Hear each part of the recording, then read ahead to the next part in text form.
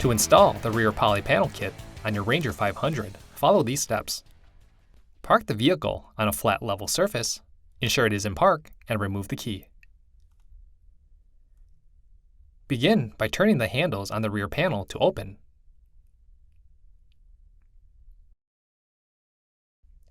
Then, lift the top edge of the rear panel up and under the roof area.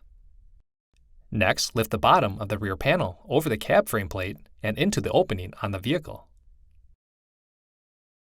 Finally, turn the handles on the rear panel to lock the panel into place on the rear ROPS bars. For more information, see your authorized Polaris dealer or visit Polaris.com.